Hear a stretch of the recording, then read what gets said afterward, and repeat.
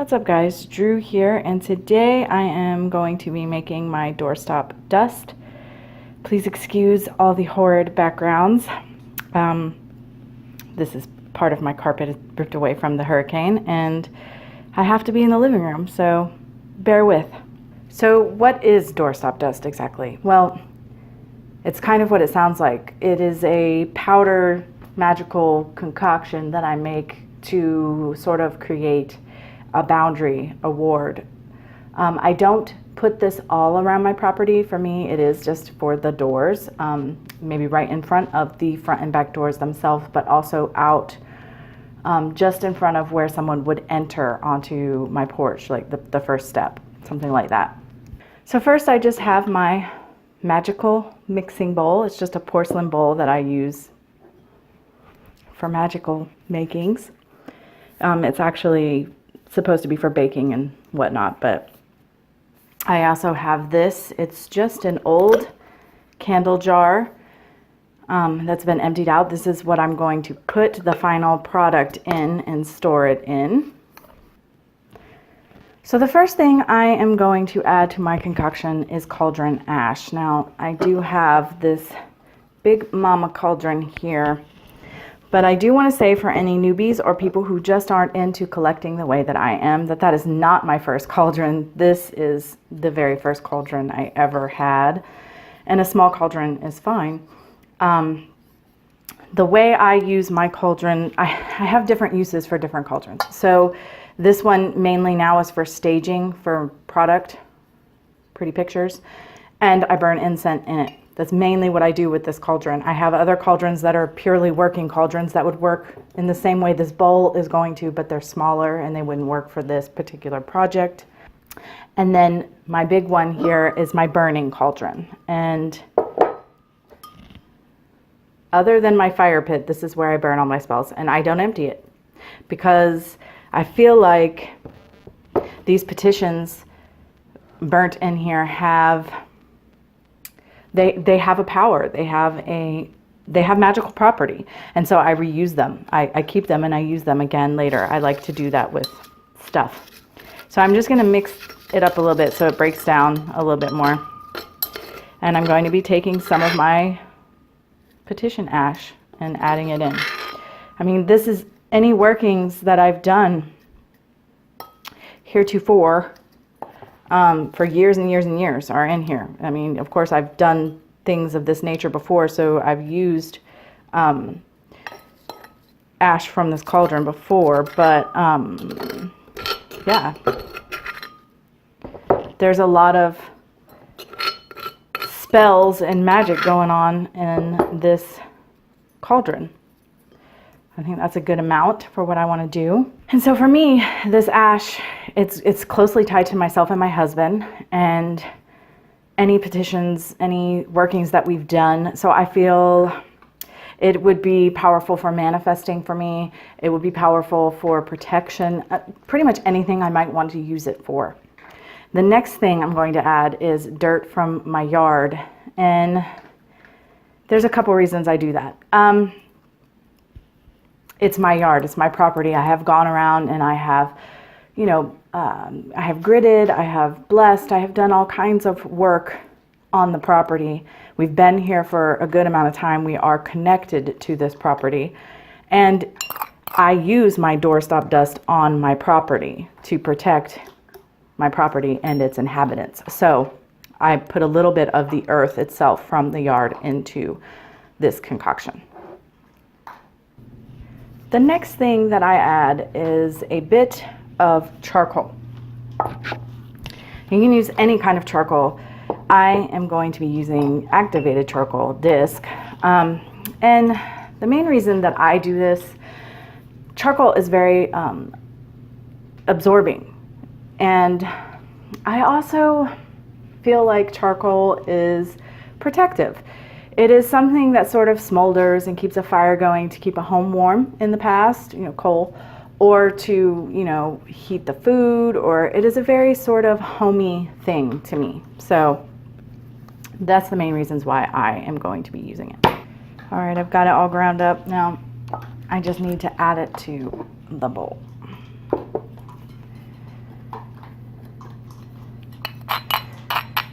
Sorry about all the little annoying sounds. Next, I'm gonna add a bit of sulfur. Now for me, sulfur is a badass magical ingredient in that a little bit goes a long way. If you're going to purchase sulfur, please don't do it at a metaphysical, witchy type shop. Go to the lawn and garden center of any big box location, whether it be Lowe's or Walmart or whatever, and buy it there. You'll get a lot more for a lot less money. Thank you, Azrael, Angel of Melancholy, for that tip. It is very helpful because I used to buy my sulfur from metaphysical witchy places and it can be quite pricey. I will try to remember to leave a link to his channel in the description if you haven't checked him out. He's really knowledgeable and just a really cool guy. So give him a click. Check him out. I add the sulfur for its properties of protection and warding, mainly the warding, but you know, both go hand in hand. Next, I'm going to be adding a bit of dragon's blood. You will notice I'm using a different mortar and pestle. This one is just for resins and herbs, while the other one is for stones and things like that. I grind kyanite and selenite and terracotta and charcoal and pumice and whatever in that one. I don't wash my mortar and pestles, so I don't like to cross-contaminate. I like them to have their own situation going on. I treat them like cast iron and I just wipe them out.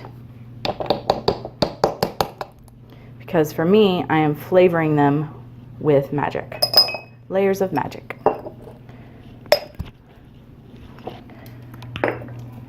Okay.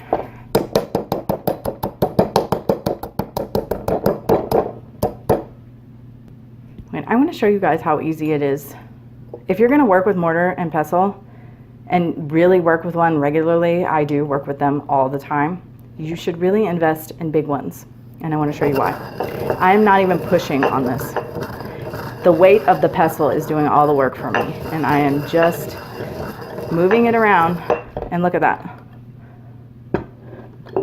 The same with the stone one. I'm breaking up stone and it's so easy.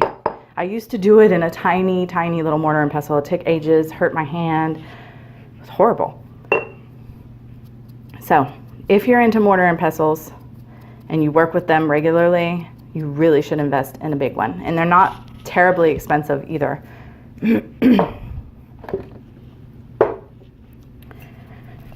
All right.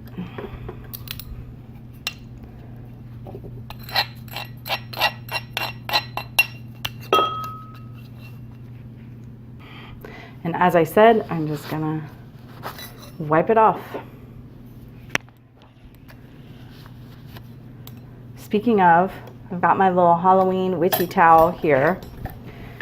Check out like the dollar stores at Halloween and you can find the cutest little Halloween towels, witchy towels.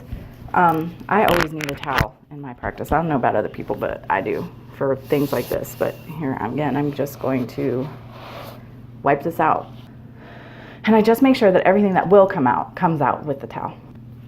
And you can see the layers of magic in here. Now, some people might think it's gross, but no, I certainly do not. It's powerful. Next, I'm going to add a wee bit of rue.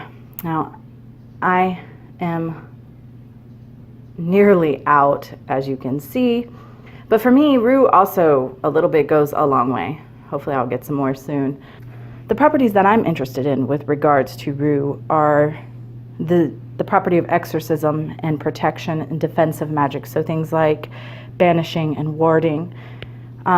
Also, it has properties for consecration, which in this instance, I am definitely interested in. And it's a magical amp. It amplifies the power of anything that you're working on. So that is useful. Next, I will add a bit of hydrangea. Hydrangea, of course, is great for hex breaking and protection. but it's also excellent for creating boundaries, which is exactly what I'm trying to do. I'm going to add a bit of the flowers because it is part of the plant and because they're beautiful. But the part that I'm mainly going to be concerned with is the wood of the plant itself, because while the flowers carry the same properties, the wood is the strongest when it comes to protection, boundaries, warding, things of that nature. So I actually have a hydrangea bush, a couple, and so every year I have to trim it back, and I always have these nice hydrangea twigs, and I have tons of them. But I'm going to break this one up. This is not going to be as easy to grind up, but again, I would never want to try to do it in a tiny mortar and pestle. I need my big mama. I wonder if you guys can see this. Yes. Look at that. It's like foam in the middle of this. This is really hard to grind up because it's so soft. This, I mean, it's literally like foam in the middle of this. I've never tried to grind hydrangea up before. So strange. So, I mean, I went to town on it, and I've even broken it up quite a bit with my hands. So I'm just going to get what I can out of it. But grinding up hydrangea is not the easiest, hydrangea wood is not the easiest thing in the world. Such an odd texture in the center. All right, well, let me get on with it. Well, I've done the best I can. And gotten it down. I mean, this is the first time I've added the wood to my doorstop dust. I normally just added the flower petals, but upon further research, I realized the wood is the part that is most potent. So I wanted to add the wood this time, and well, I learned a valuable lesson. There we go. Next, I'm adding terracotta. Now, terracotta dust is basically my brick dust. I, of course, am not a practitioner of hoodoo, but I do respect folk magic. And I love when people take seemingly ordinary objects out of everyday life and make them magical. And one day when I was pondering how I could do that, I happened to glance upon a broken terracotta pot. And I don't know if any of you have ever tried to make brick dust, but it sucks. It's super hard. And I just thought, oh my gosh, terracotta dust. And I researched terracotta.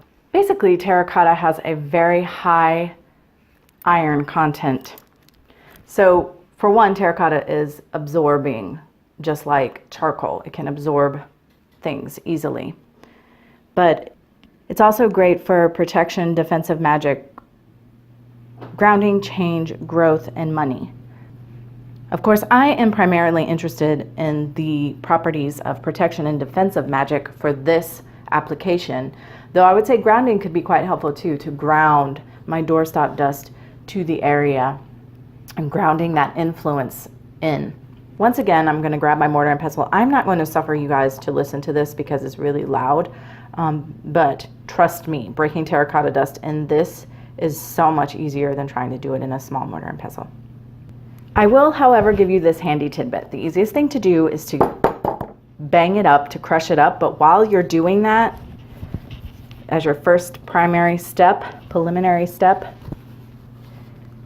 put a cloth over it while you do that, because terracotta goes flying everywhere. And then once you get it broken down a little bit more than this, it's easy just to grind it up. I'm going to add in my terracotta dust. I'm actually going to do more.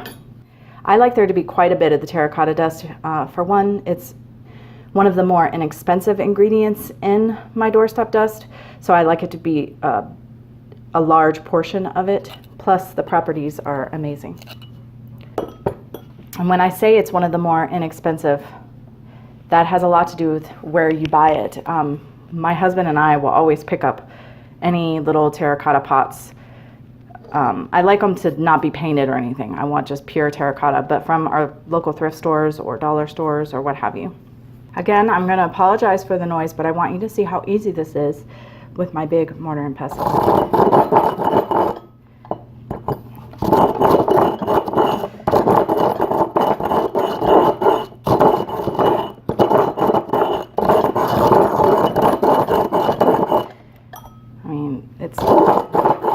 really not difficult at all.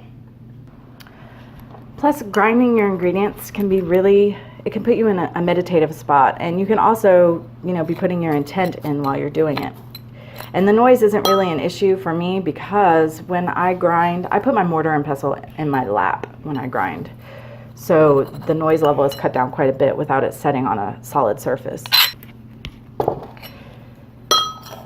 I'm going to mix this up. I want to see what's going on in here.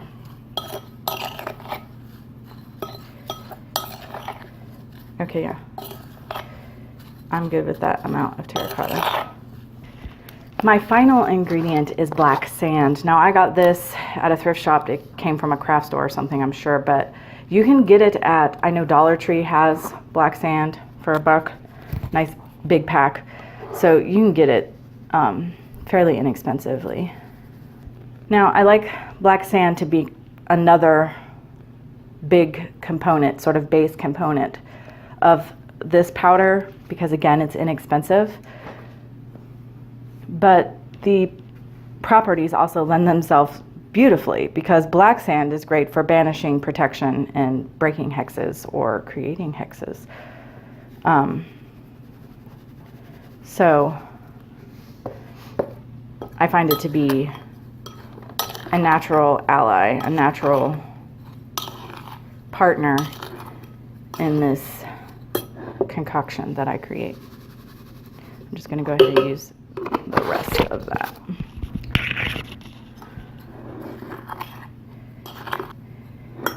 All right, I'm going to sit with this for a second, guys. I want to kind of scoop it out and make sure that it feels the way I want it to. Yeah, I'm good. I mean, it may not be a perfect balance, but this thing is humming. I am so glad that I put the wood in this time. I mean, it literally made me feel lightheaded. Sounds crazy, but it did. So I'm gonna go ahead and package it up. Now, where I'm at, it's kind of a rainy day. It's all wet outside, so I'm not gonna bother putting any of this out today. But I pre-record my videos, so maybe by the time, maybe tomorrow it'll be a nice day because today is Tuesday, I won't be uploading this until Friday. So maybe I can get some footage of me putting it out for you guys to add at the end of the video. We'll see. Basically, that's it, guys. That's my doorstop dust. Anything that you might want protection from, you might want to create a boundary against, this would do the trick. At least it would help. So, as always, thank you for watching, and until next time, much love and gratitude.